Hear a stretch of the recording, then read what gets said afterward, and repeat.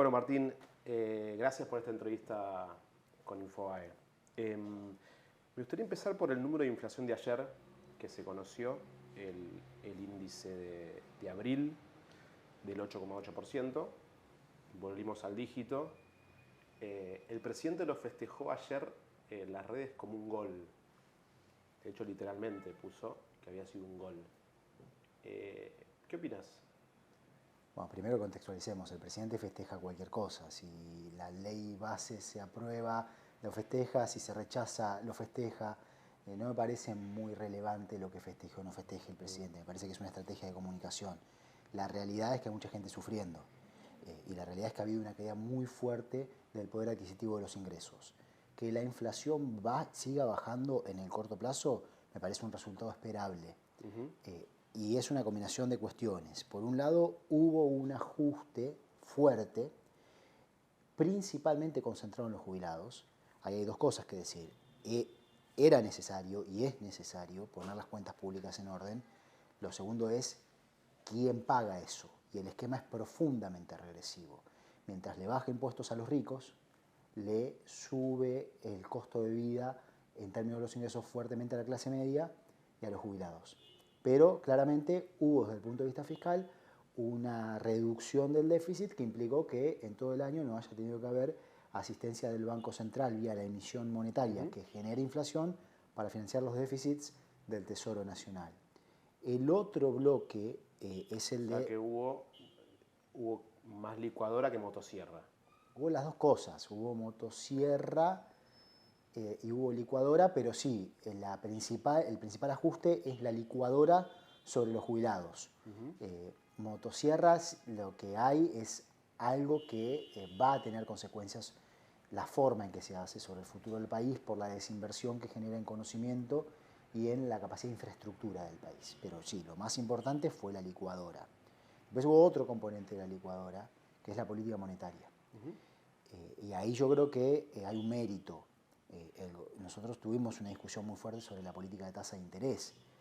De hecho, te puedo mostrar el gráfico de la evolución de tasa de interés durante el gobierno de Fernández, que vas a ver que fue muy dispar la trayectoria. Esto no creo que se ve en cámara, pero si vos ves, al principio hay una baja muy fuerte de la tasa de interés luego de la asunción. Esto era lo que había subido en el gobierno de Macri. Se mantiene baja, sube un poco cuando se da el comienzo de la guerra en Ucrania, que todos los bancos centrales del mundo suben la tasa de interés en ese contexto, y si en la Argentina no la subía, iba a tener mayores problemas de inestabilidad financiera y cambiaria.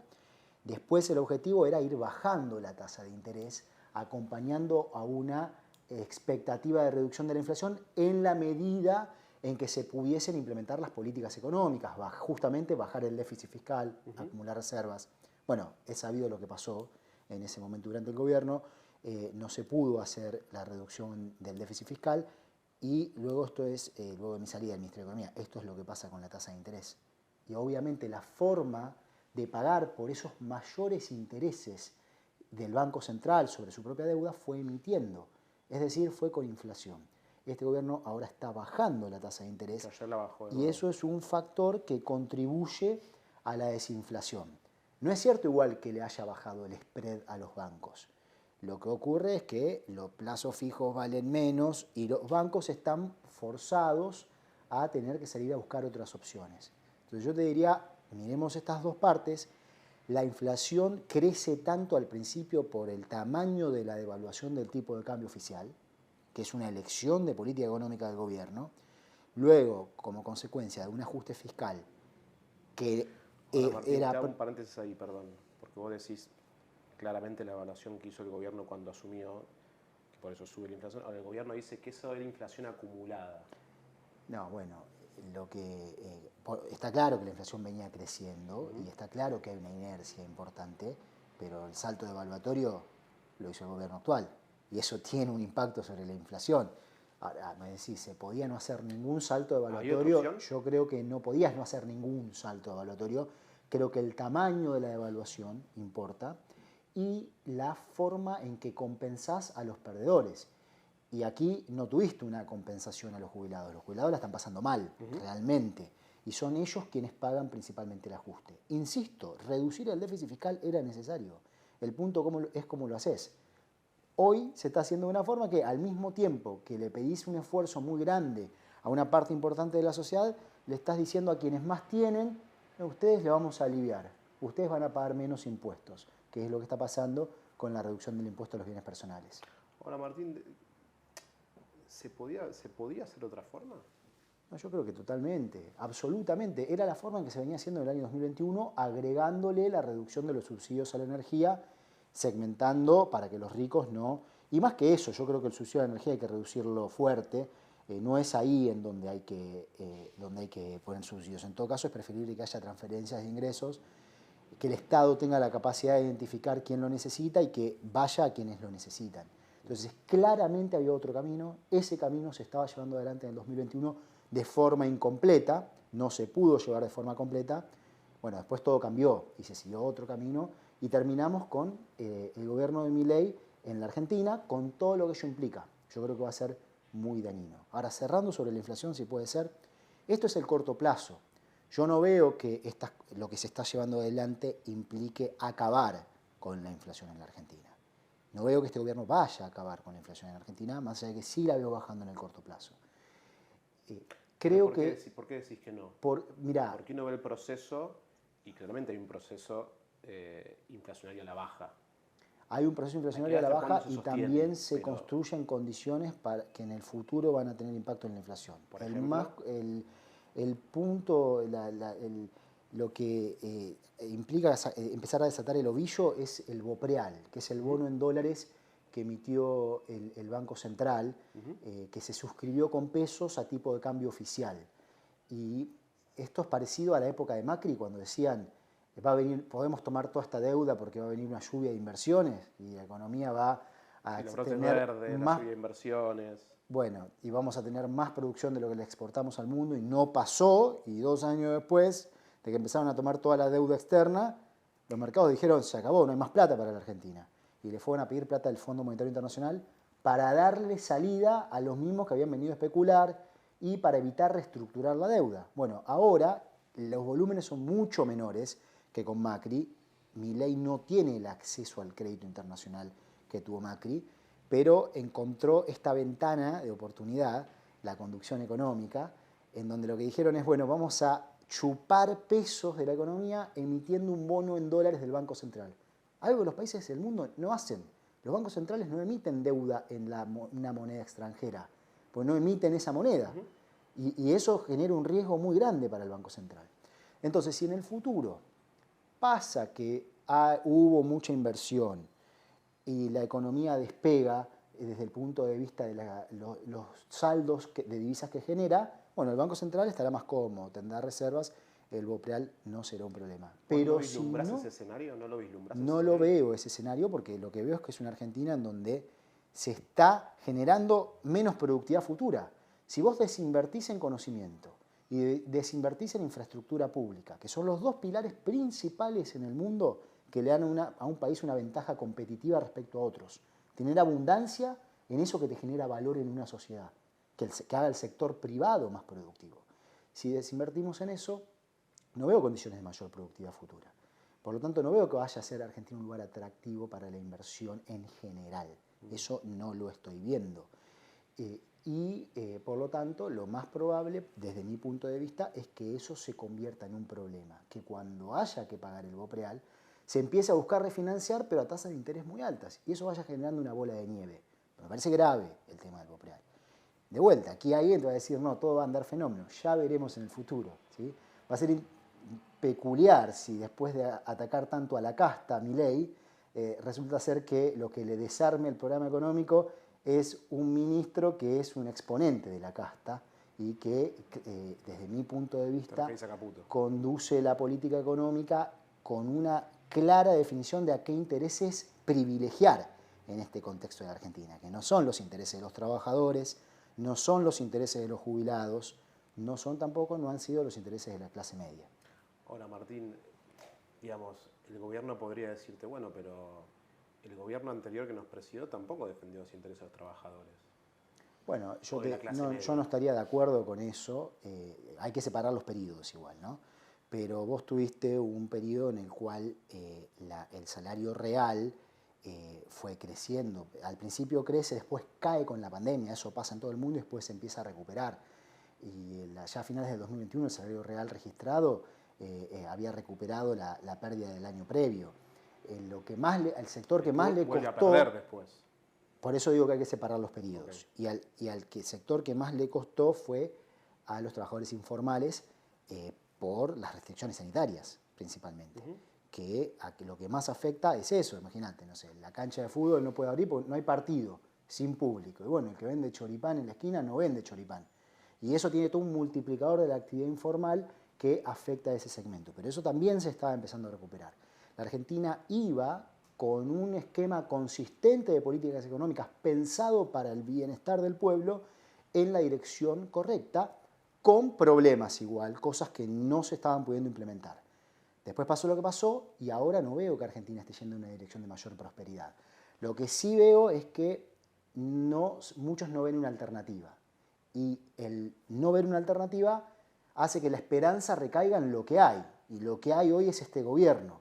Pero el desafío es justamente ese sujeto social que existe, que por ejemplo estuvo muy presente en la marcha en defensa de la universidad pública, encuentre una representación que no tenga una visión hipercortoplacista de privilegiar intereses políticos de corto plazo, muy también definida por agendas casi personales, y tenga como representación una absoluta vocación de servicio público, pensando una Argentina que eso está más ordenada y que discute en serio, que discute con coherencia. ¿Sí? De eso nos ha faltado un montón y se reconoce eso.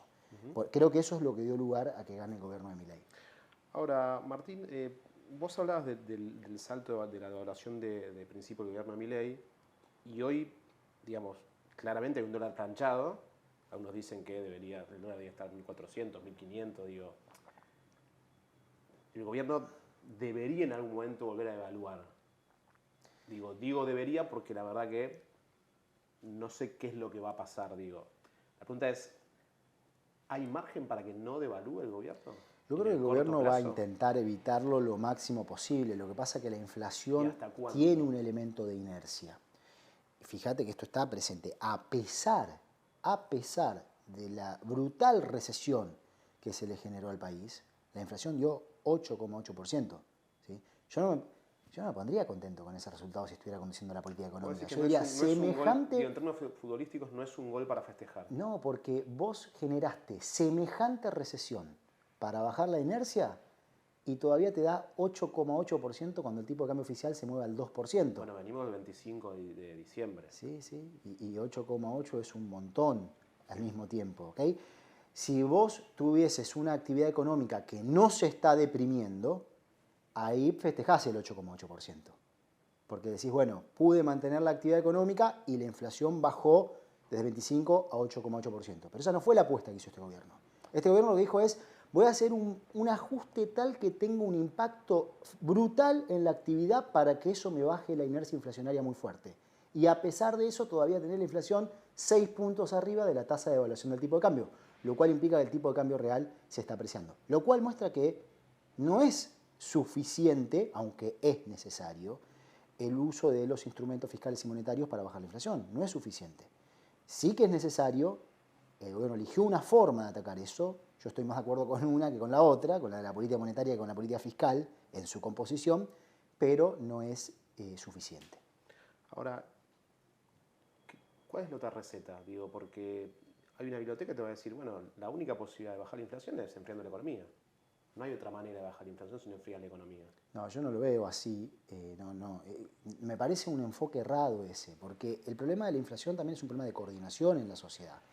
En una sociedad que tiene una historia inflacionaria muy fuerte y básicamente todos tenemos dudas acerca de cualquier proceso de desinflación y por eso es tan importante la coordinación de los actores en una sociedad que desinfla su economía. Y eso no está presente. ¿Okay? Se lo quiere imponer a los golpes. Te lo pongo de nuevo en términos futbolísticos, vos ya que sos también muy futbolero.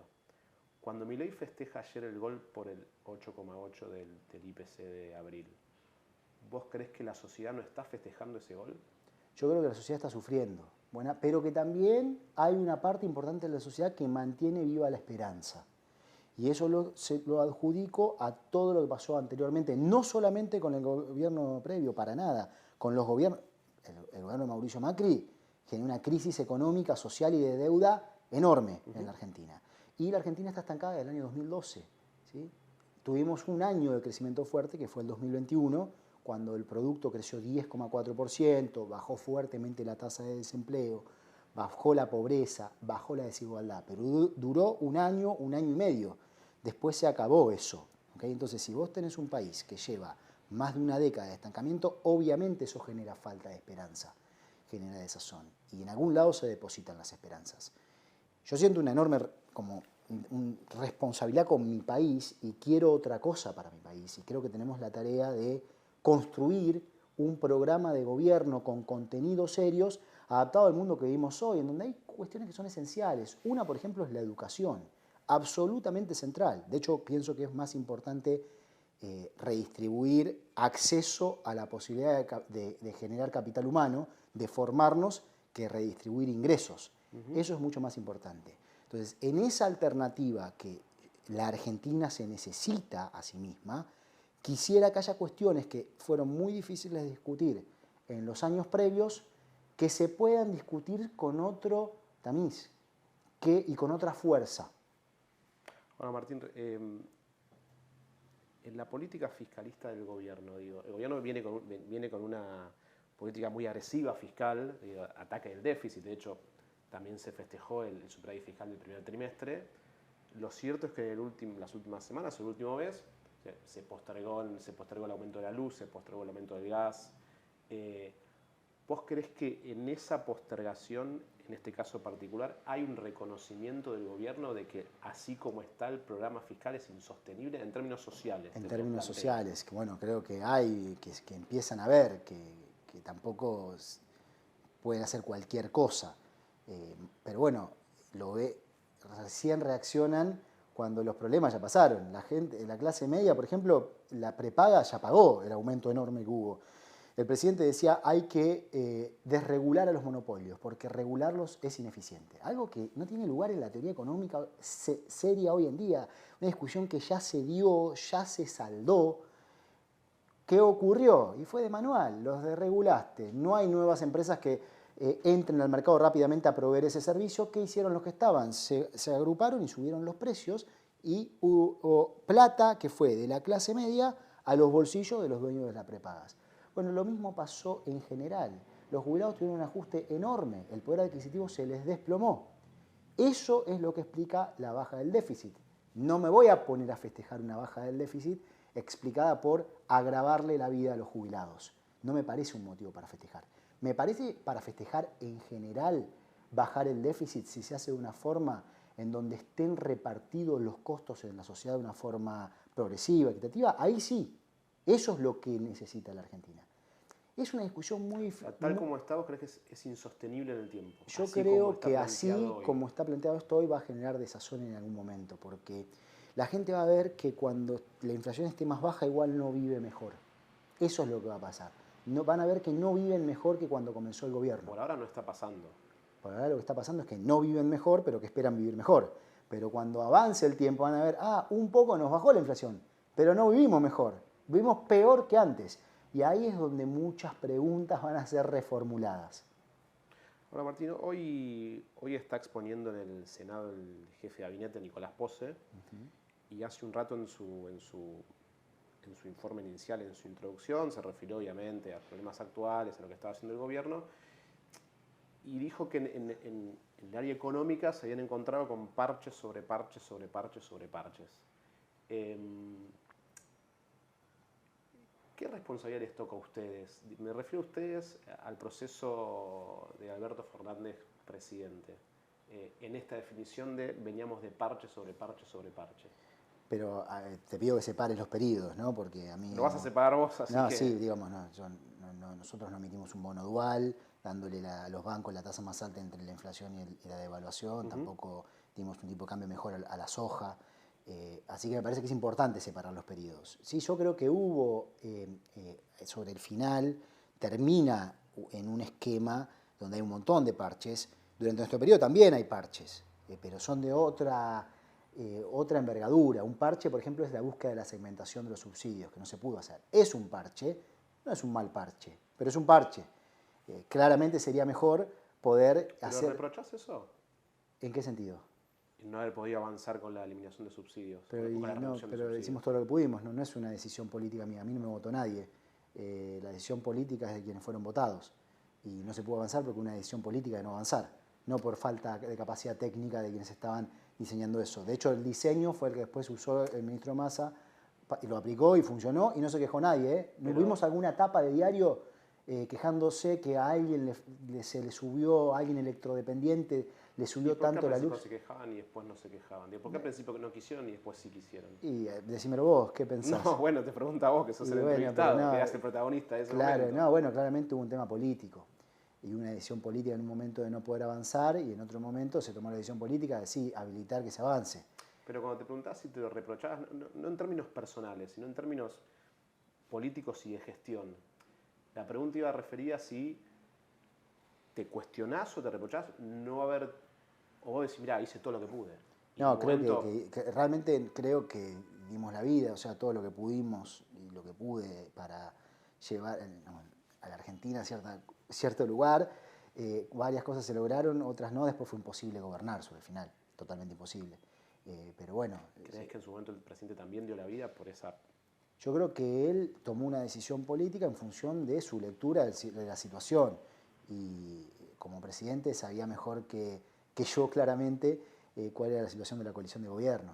Y entonces si hay cosas donde dijo, ok, acá no rompo, no rompo y sé que al no romper no avanzo o tampoco busco el acuerdo porque no puedo, el acuerdo que en este caso hubiera sido con la vicepresidenta porque no puedo. Bueno, es una decisión política de él y como tal la respeto. Yo lo que sé de mi lado es lo que implicaba para la gestión económica y después lo que pasó después. Pero bueno, volviendo a este tema... al parche. Al parche del cual hablabas, creo que efectivamente hay un montón de parches en la economía argentina. Ahora, esto que estamos viendo no es que estás reemplazando los parches por algo ordenadito. Ninguna regla de juego se sostiene en el por mucho tiempo si genera angustia, si genera frustración y enojo. Entonces vos ponés un conjunto de reglas que benefician a unos pocos un montón y generan daño en muchos y en algún momento van a querer que las reglas cambien. Y eso le ha pasado por mucho tiempo a la Argentina. Las reglas cambian. ¿Y por qué todavía no hay frustración o enojo? Creo que es muy reciente todo. Fue muy de 5 golpe meses y no hay, y en parte, como te digo, creo que la fortaleza del gobierno es la debilidad de cualquier alternativa, más que en sí mismo. Yo no creo que en la Argentina hoy haya un apoyo al liberalismo puro, que además no se implementa tampoco, ¿no? Si no, no habría cepo, hay un montón de cosas que hubieran cambiado. No creo que en la Argentina digan quiero desregular a todos los monopolios. No es lo que está en la sociedad argentina. Creo que lo que ocurre en la Argentina es que hay un rechazo a todo el resto del sistema político, tanto a lo que representó el Frente de Todos como a lo que representó Juntos por el Cambio. Entonces no hay ninguna alternativa y la sociedad dijo, esto no lo quiero más. Esto, bueno, mirá, está esto ahí, ¿qué va a hacer? Y vamos con esto. Pero no veo que sea un apoyo incondicional, una esperanza en lo que en el liberalismo que plantea Milei, que igual después no lo termina, como digo, de aplicar. Y cuando lo aplica y falla, como lo de los monopolios, bueno, por lo menos da un poco de marcha atrás. Ahora, Martín, se está discutiendo en estos momentos, digo, en el Senado la ley bases. Te quiero preguntar por dos temas puntuales. Primero, el RIGI, que es el régimen de incentivo a las grandes inversiones. ¿Cuál es tu opinión? Digo, ¿cuál es tu opinión en términos de los cuestionamientos que hay por la letra chica del proyecto, digamos? Por el beneficio a las empresas extranjeras en desmedro de la industria local, digamos. Mira, yo tengo una visión de profundo rechazo a este esquema RIGI. Y me parece también, no me gusta para la Argentina que los empresarios que saben lo que esto significa se hagan los sonsos. Que vengan a discutir conmigo y con mi equipo técnico. Que pongámonos a discutir realmente lo que significa esto. Yo te voy a decir, ¿estás discutiendo con algún empresario en privado? Con algunos, sí, he mandado algunos mensajes y he interactuado. ¿Vos crees que se hacen los sonsos? ¿Por qué? Porque hay gente que le conviene, pero no le conviene al país. Y no me gusta ver eso. Yo quisiera que toda la clase dirigente, incluyendo al empresarial, actúe con otro nivel de consideración. Si no tenemos reglas que generen que los beneficios de lo que produce el país sea compartido, vamos a seguir teniendo problemas. Y después nos vamos a quejar de que el Estado nos agobie y demás. Pero cuando hay una oportunidad, nos hacemos los sonsos si nos conviene. Y eso es lo que está pasando con el RIGI. ¿Ok? Analicémoslo con cierto nivel de detalle. ¿Qué queremos que nos dé? Primero, ¿queremos un régimen para las grandes inversiones? Bueno, creo que la Argentina necesita distintos regímenes para inversiones de escala. Otros países que están estables no necesitan eso. Pero justamente nuestra propia inestabilidad, la falta de credibilidad que tiene la Argentina por el hecho de que hemos cambiado las reglas, pero no porque nos gusta cambiar las reglas, sino porque las reglas no funcionaban tampoco. Y porque a veces beneficiaban a unos mucho o a veces pisoteaban a esos mismos fuerte. Hemos ido y hemos vuelto. ¿Ok? Entonces, primero, ¿estoy a favor de que haya regímenes para inversiones de escala? Sí, de hecho nosotros en el Ministerio de Economía promovimos medidas de ese tipo. Hay un decreto para el sector hidrocarburífero de la Argentina que se adoptó durante nuestro gobierno. Estuvimos diseñando un proyecto de ley para la producción de gas natural licuado, con mucho diálogo en el sector privado. Se habían consensuado muchas cosas. Te digo una cosa, Federico, nunca nadie pidió tanto, nunca, como lo que establece el RIGI. Nunca una empresa me trajo a mí un pedido tan desmedido como lo del RIGI. Entonces, ¿qué buscarías con un régimen de grandes inversiones? Buscarías poder explotar los recursos muy valiosos que tiene el país, de forma que generen trabajo para los argentinos, que te permita agregar valor en la producción, que te permita generar más capacidad de divisas. Nos gusta poder consumir más, crecer más. Para eso necesitamos dólares. Y que les quede algo al Estado. Todo eso es lo que vos querés. Bueno, ¿qué queda con este régimen? Primero, desde el punto de vista de la agregación de valor, nada, prácticamente.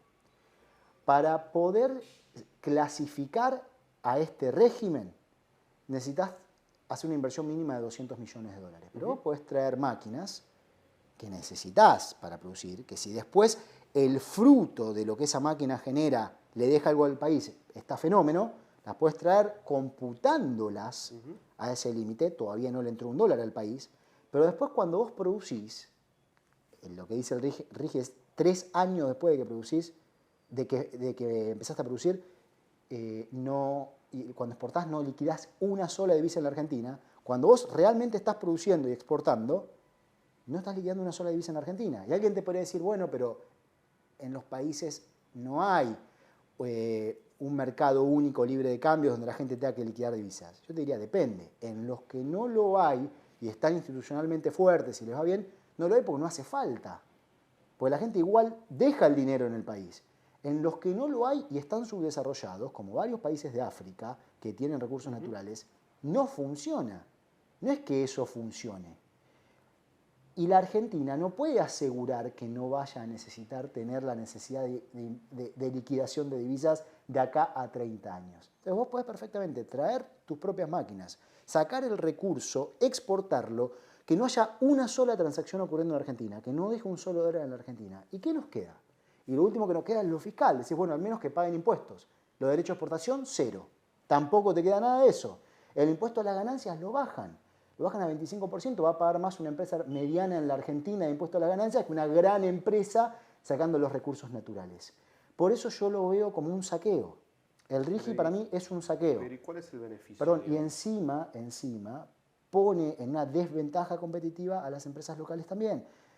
¿Cuál es el beneficio? Para mí esto estuvo tallado por intereses muy concretos que logran avanzar una agenda con este gobierno. Y yo no digo que el presidente tenga la intención de hacer eso, no lo sé, pero es lo que termina pasando.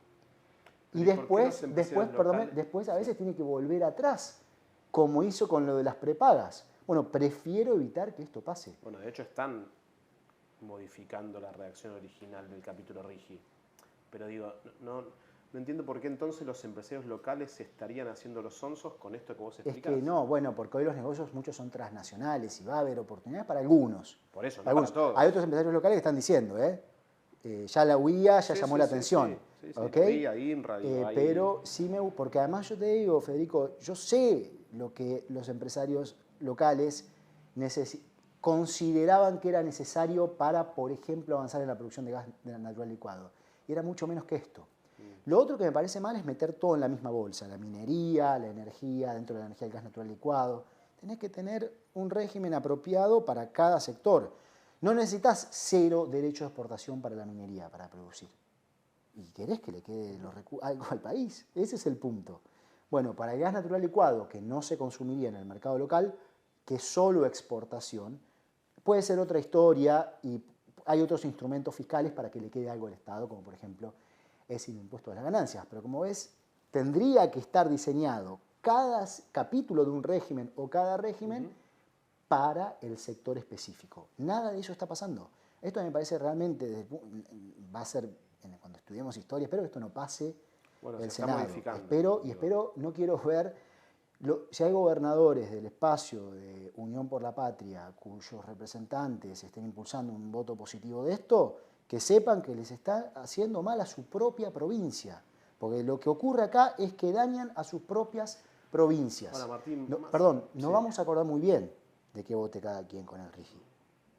Ahora, más allá de algunos gobernadores muy identificados con un sector del peronismo, que en este caso vendría a ser el kirchnerismo o el cristinismo, la verdad es que el resto de los gobernadores no sabemos qué piensan del RIGI en muchos casos. Sí, tampoco sé cuánto sabían, y prefiero darle el beneficio de la duda. No sé cuánto sabían lo que significa esto.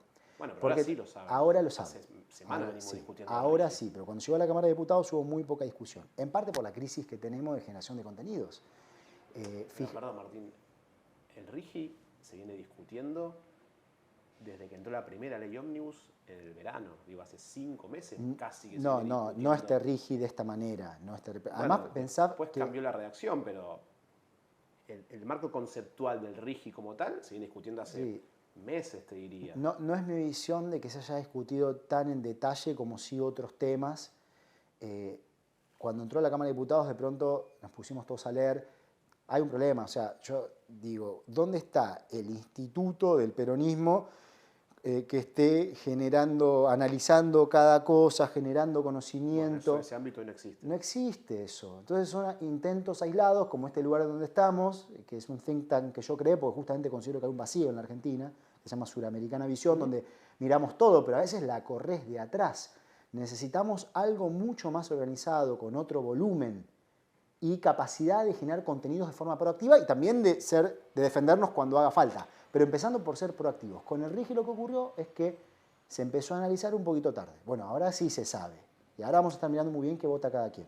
Pero ¿sabes por qué te preguntaba, Martín? Porque a veces da la sensación de que hay algunos colegas tuyos, cuando hablo de colegas me refiero a dirigentes políticos. Ahora te quiero preguntar si es que vos hoy te considerás un dirigente político como tal. Digo, da la sensación de que muchos en privado viste, bueno, que pase. Pasa con la ley base, pasa con el RIGI, pasa con el programa fiscal del gobierno, como que hay muchos gobernadores o muchos dirigentes, incluso del peronismo, que tienen una posición pública y privada, te diría, bastante condescendiente con el programa del gobierno. Bueno, no me ha pasado en privado a mí, por lo menos, con la dirigencia. ¿A vos en privado no te pasa? No, sobre todo cuando tenés una charla en este tono. ¿Y no les pedís que lo digan, sí, que lo por refrenden supuesto, público? por supuesto. ¿Y qué te responden? Hay gente que de hecho, te doy un ejemplo. Cuando el gobierno actual ingresa la ley ómnibus, ¿te acordás? Fines del año pasado. Sí. Bueno, hubo una discusión muy fuerte sobre varios de los elementos y ahora hay muchos de esos que no los pudieron poner. Como por ejemplo querían no tener que pasar por el Congreso para tomar deuda externa bajo ley extranjera. Que eso fue una ley que aprobó el Congreso de la Nación en el 2021. Ya vimos lo que pasó en el 2016 cuando a las mismas personas conduciendo la economía pudieron hacer lo que quisieron sin pasar por el Congreso. Bueno, se discutió y hubo gente que tuvo un impacto serio, importante, en la Cámara de Diputados para que se construya una situación, un contexto político que implique un rechazo a ese punto, por ejemplo. ¿Okay? Entonces Entonces, yo no lo veo tan así. Creo, Federico, que el gran problema que tenemos es que no hay un liderazgo en el espacio establecido. Tenés distintos liderazgos. ¿Quiénes son? Bueno, Cristina es la que sigue teniendo más peso al día de hoy, pero no representa a todo el espacio, claramente. Y hay muchos que, bueno, tienen como, no hay una representación marcada y eso genera estos problemas. Y como parte de esa falta que tenemos de representación y de representatividad, tenemos el problema de la falta de generación de contenidos. Eso es muy importante también para hacer política, porque lo que la política busca es transformar realidades. Y sin contenidos, ¿de qué hablas? Te pones a defender de lo que hace el otro, pero también para gobernar. Y no solo para gobernar por tener el contenido, sino porque ya haya cierto nivel de consenso arraigado dentro de un espacio político, tal que si tenés alguno que de pronto empuje, se le ocurre decir, no, ahora la emisión monetaria no genera inflación. No, no, flaco, pará. ¿Sos vos solo diciendo eso o son tres que dicen eso? Ya tenemos en el instituto del partido suficiente volumen y entendimos que, y publicamos estas cosas donde dicen que si tenés una economía donde el peso no lo quiere ni emitís, por ahí no te queda otra que hacerlo, pero sabés que inflación te va a generar. ¿Ok? Bueno, todo eso en términos de contenido me parece que hay que construirlo al mismo tiempo que se construyen los liderazgos. Sin eso pasa un poco lo que vos describís y vivís, de que, bueno, un poco, bueno, pero, viste, condescendencia. ¿Y en ese contexto dónde te parás? ¿Dónde se para Martín Guzmán? Y hoy hablo con muchísima gente, pero soy uno más de... Por ejemplo, somos muchos que estamos de acuerdo, ¿eh?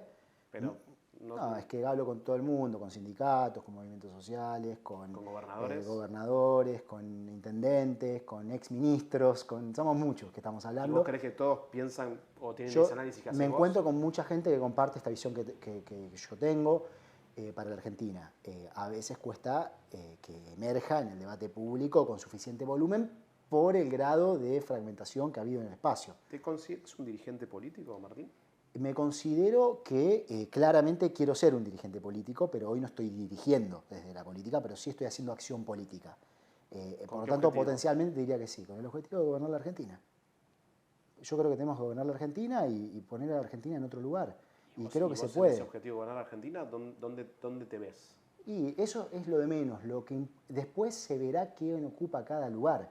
Y eso va a ser una función de la empatía que generen a la hora de comunicar con la gente, de lo que cada quien pueda aportar. ¿Sí? El 9 tiene que jugar de 9, pero hay que ver quién es el buen 9. El 6 tiene que jugar de 6. Y para eso un equipo se forma. Sí, hoy me veo siendo parte de la formación de un equipo para gobernar la Argentina. Pero ¿te gusta jugar de 2, de 9, de 5 de 10? Me gusta jugar donde más le sirva al equipo. Cuando tenía 18 años jugaba de 9 o de 10. Si me preguntás hoy, juego de doble 5 en el fútbol, ¿no? En la política veremos. En la política veremos. Yo tengo 41 años, mi primer cargo público fue a los 37 como ministro de Economía. Creo que queda mucha vida por delante. En esa vida puede pasar de todo. Hola Martín, ayer hubo una entrevista de Máximo Kirchner en Gelatina con Pérez Rosenblatt, una entrevista muy extensa donde otra vez volvió a referirse a tu persona.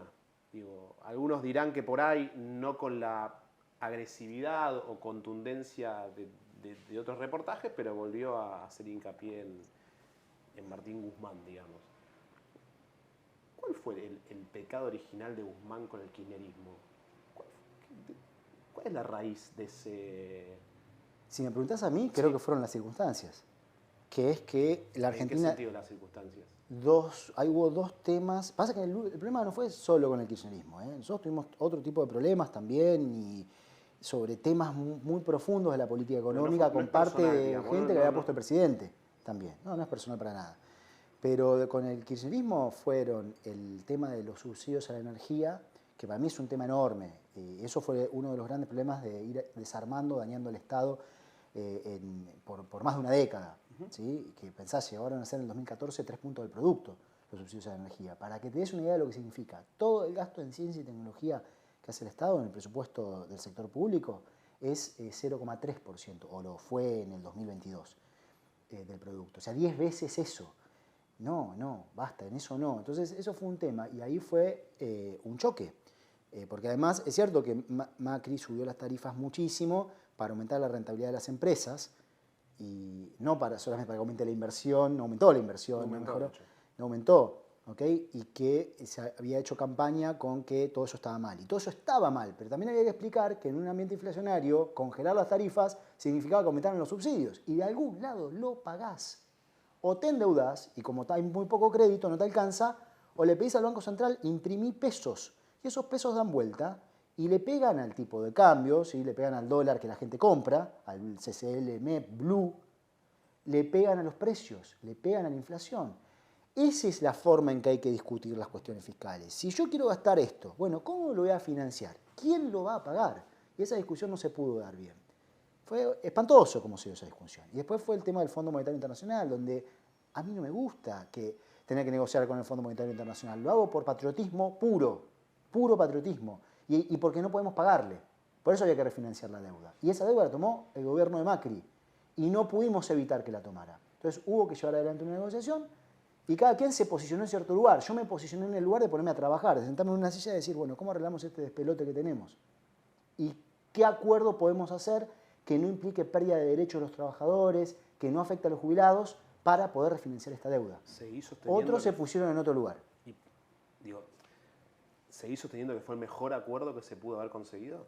Es el mejor acuerdo que se pudo haber conseguido. Eso no quiere decir que un acuerdo con el Fondo Monetario Internacional sea bueno. Lo ideal sería nunca tener que tener un acuerdo, no tener deuda con el Fondo Monetario Internacional. Pero lo que nunca nadie me pudo decir es qué querían distinto de la política económica. Porque el acuerdo es un acuerdo de políticas económicas. Mirá esto, Federico. Al principio se decía... Cuando decís nadie te referís al kirchnerismo. Sí, no, nunca. Porque al principio se decía, es un acuerdo de ajuste a fenómeno. Entonces vos querés que gaste más.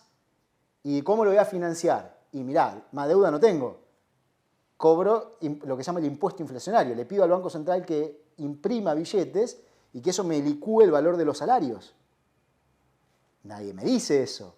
De pronto es, no, ahora es un acuerdo inflacionario. Ah, pará, ¿cómo? Antes era de ajuste. Ahora me decís que es inflacionario. Entonces lo que querés es que baje la emisión monetaria. Que haya menos inflación y que al bajar la emisión monetaria gasto menos. Pongámonos de acuerdo. ¿Qué queríamos? Lo mismo con la tasa de interés. Cuando empieza, esto que decía antes, cuando empieza la guerra en Ucrania, habíamos bajado la tasa. Cuando empieza la guerra en Ucrania la subimos un poco, como todos los bancos centrales del mundo. Yo no estaba en el Banco Central, pero el Banco Central de la Argentina la sube. Obviamente la visión del ministro de Economía del Banco Central se coordina. Y después el objetivo era ir bajándola en el contexto de poder aplicar las políticas fiscales que queríamos. Por ejemplo, bajar los subsidios a la energía. Si no seguíamos emitiendo, y va a ir más pesos con una tasa de interés más baja, más pesos al dólar. La diferencia con ahora, que la bajan al mismo tiempo que bajan el déficit. Eso es distinto. Por eso funciona la baja de tasas. ¿Ok? Bueno, tampoco, nadie dice nada. Después, cuando yo ya no estoy en el Ministerio de Economía, que ahí listo, si no te gustaba la política de este ministro, tenés otro ministro. Bueno, ¿qué pasó con la tasa de interés? Subió un montón. Entonces, ¿qué queríamos? Que suba. No se entiende. Cuando se discuten estas cosas, se dice, no, bueno, otro acuerdo. ¿Cuál? Decime cuál, tráeme tu acuerdo. ¿Qué me pedías? Nunca lo dijeron. ¿Nunca te lo plantearon en privado? Es que se cortó la comunicación 4 días antes del acuerdo con el fondo. Y a partir de eso ya no se pudo gobernar. Esa fue la realidad. Se van a cumplir dentro de 2 meses, 2 años de que dejaste el Ministerio de Economía. Julio del 2022.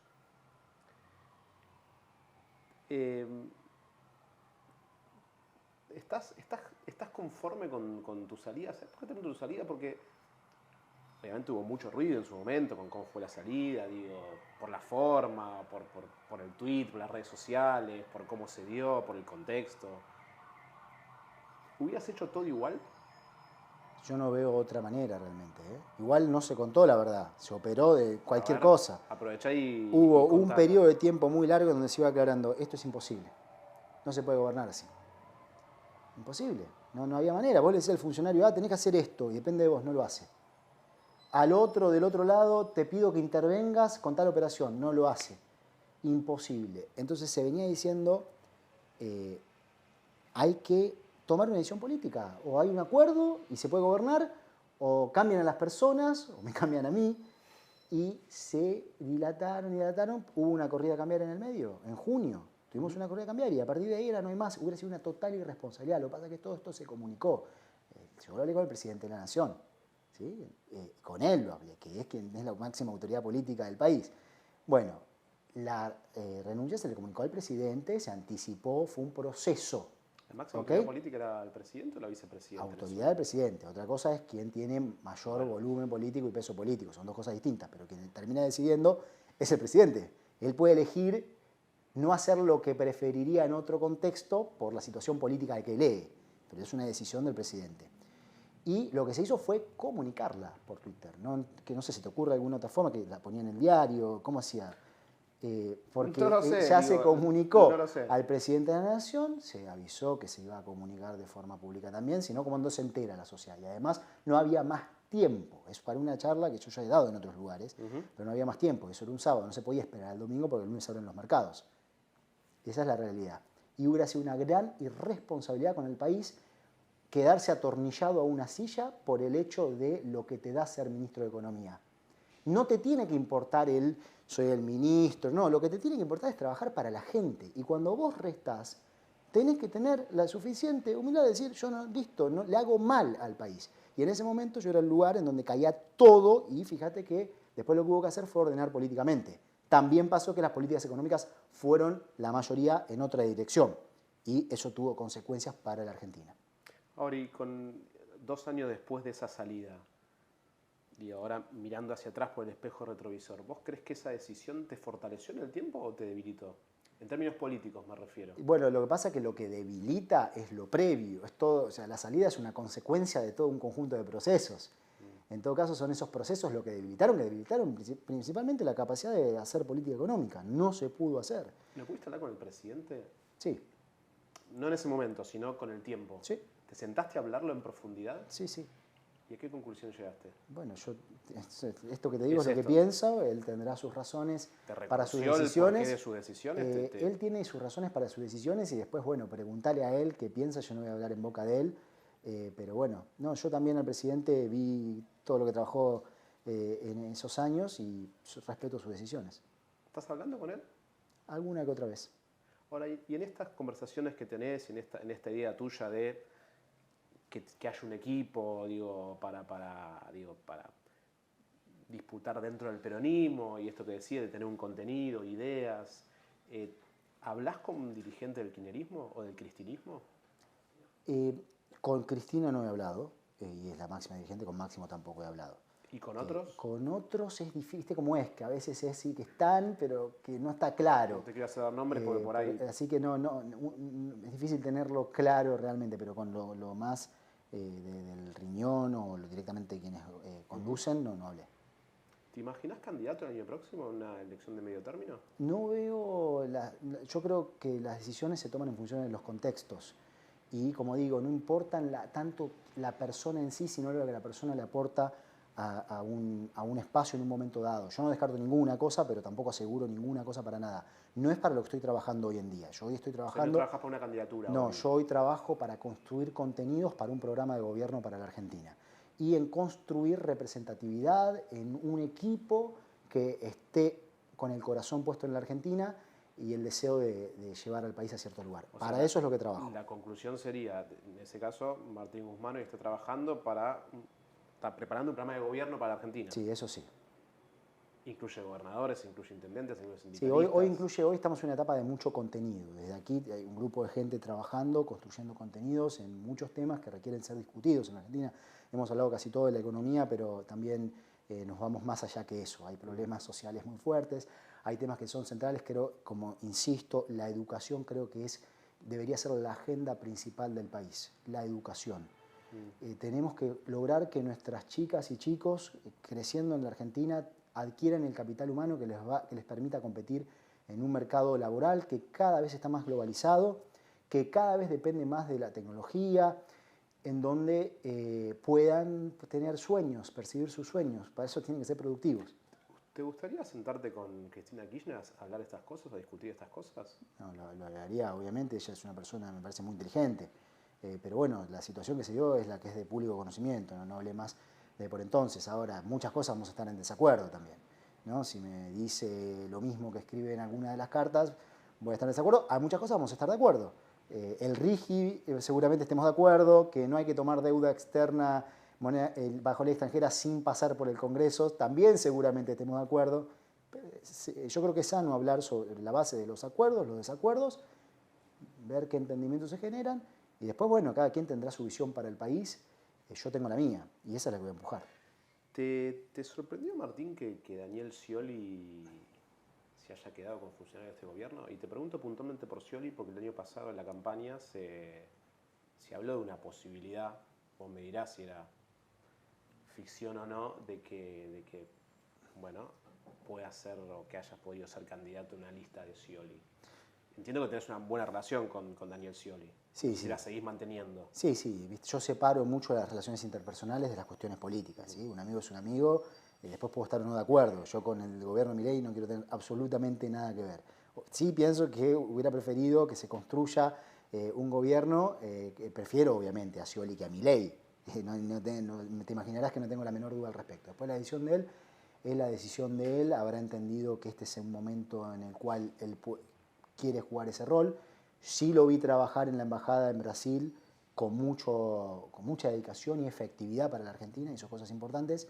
Insisto, yo no quiero tener absolutamente nada que ver desde el punto de vista político con el gobierno de Milei, por lo que significa para la gente, lo que significa para mis hermanos, mis amigas, mis amigos, los jubilados, ¿sí? Lo que hubiera sufrido mi abuela, que ya falleció en esta situación, bueno, es como lo veo políticamente. Estoy en otro lugar.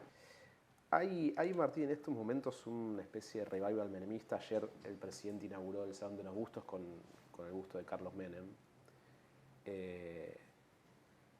Y lo que dijo el presidente fue que que fue el mejor presidente de la historia, al menos de la historia de la recuperación de la democracia para acá. ¿Qué te merece esa reflexión?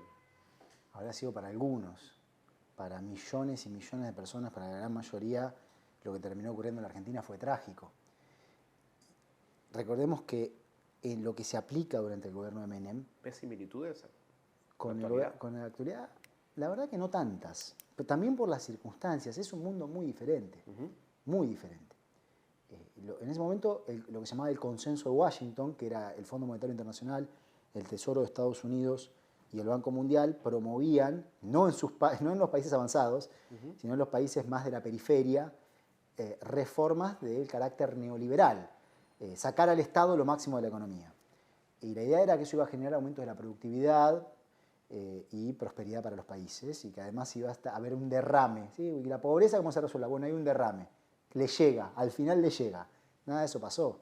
Nosotros terminamos con una tragedia económica y social en el año 2001, que ya era el gobierno de la Rúa, en donde la tasa de desempleo fue 23%, la tasa de pobreza 57% y medida distinta que hoy, hubiera dado más alta, sino. Falta de oportunidades. Yo crecí en esa Argentina. Yo nací en 1982, crecí en esa Argentina, que era una Argentina de desesperanza. Así que a mí me parece que no fue un periodo bueno para la historia argentina. De hecho, fue uno de los periodos más trágicos en su conclusión para la historia argentina. Creo que hay algo que Milei ha planteado, que es el tema de la dolarización, que es bastante cercano a la convertibilidad, que sobre todo en su etapa final terminó demostrando ser una tragedia para la Argentina. En las últimas semanas se empezó a desechar un poco la idea de la dolarización.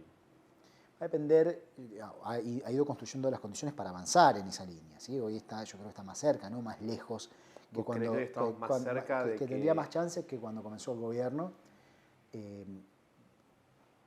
Ahora es cierto que ahora monedas, la parte buena de que celebre la baja de la inflación, más allá de lo que hablábamos previamente de que no es, habiendo generado una recesión tan grande, no debería ser un motivo para celebrar, es que hay menos ímpetu público, al menos, por el tema de la dolarización, pero no sería para nada bueno avanzar por allí. Y creo que como argentinos tenemos que seguir empujando para evitar que nuestro país pierda la posibilidad de una moneda. Lo que hay que hacer es sanear a la moneda. ¿Sos peronista, Martín? Yo sí soy peronista, sí. Lo que pasa es que creo que el peronismo hoy le falta un montón, está desayornado. Hoy no tiene un programa peronista el peronismo. O sea, la construcción de la que hablabas vos recién es por dentro del peronismo. Sí, lo que pasa es que también el peronismo tiene sus dirigentes y va a haber disputas de poder y hay que ver que yo no quiero un peronismo capturado que no represente una idea de movilidad social. insisto, ¿sí? Tengo mi visión, la movilidad social para mí no es a partir de las transferencias de ingresos. La transferencia de ingresos es algo defensivo. La movilidad social es a partir de la educación. Y la movilidad, para que haya políticas pro movilidad social, necesitamos un Estado ordenado. Entonces, si tenemos un peronismo en donde no se reconoce que hay restricciones del presupuesto, bueno, ahí no. Ahora, si podemos reconstituirlo en otra cosa, ahí sí. Va a depender de eso. Ayer decía, te hago la última pregunta, ayer decía Milei se refería a Menem como el mejor presidente de la democracia hasta hoy. ¿Quién fue para Martín Guzmán el mejor presidente? Desde la democracia hasta hoy. Bueno, yo creo que el periodo de mayor progreso en la Argentina desde la vuelta a la democracia se dio con Néstor Kirchner. Lamentablemente luego hubo un nivel de deformación muy grande de lo que podría haberse constituido en una visión de progreso para el país. Hubo grandes logros y creo que hay que reconocerlos, pero también se hicieron grandes daños. Y ese periodo yo lo terminé viviendo con otros actores, pero con todavía una fuerza muy grande desde el propio gobierno como ministro de Economía, y me consta que hay un modelo que está agotado. No es un modelo que le vaya a resultar en una prosperidad nacional. Por eso creo que tiene que haber ciertos niveles de reformulaciones y el peronismo a sí mismo se tiene que reformular. ¿Y en qué lugar ubicas a Alberto Fernández? Creo que enfrentó circunstancias muy difíciles, pero que hizo dentro de su entendimiento de la situación política todo lo que pudo, vuelta, con él, jugando, qué había que hacer en cada momento, para llevar a la Argentina a un mejor lugar. Yo no dudo de eso, lo vi trabajar para eso. Creo que al final terminamos con una situación que claramente fue rechazada por la gente. 211% de inflación anual es algo que daña. Y lo que terminó ocurriendo en términos de pobreza y desigualdad, los progresos que se venían dando en el 2021 y a principios del 2022 que se terminaron revirtiendo. Entonces queda esta situación que hoy da lugar al rechazo generalizado, no generalizado 100%, pero sí suficientemente grande como para que Milei haya ganado la elección en la Argentina. E insisto, no es solamente un tema del gobierno de Alberto Fernández, es un tema de los gobiernos previos también, incluyendo al de Mauricio Macri en un lugar muy importante. ¿Y dentro de ese gobierno, en qué lugar ubicás a Martín Guzmán?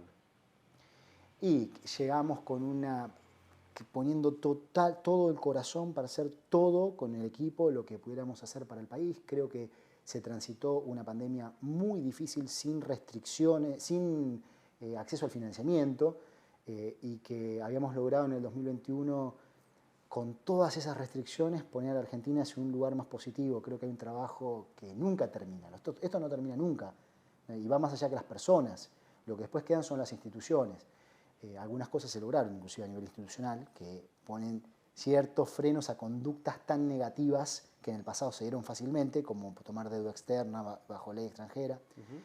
Pero creo que hay que muchísimo por seguir aportando al país. Y me ubico en el lugar de los que quieren seguir trabajando para el país, entendiendo que la política es el espacio para transformar. Martín, gracias.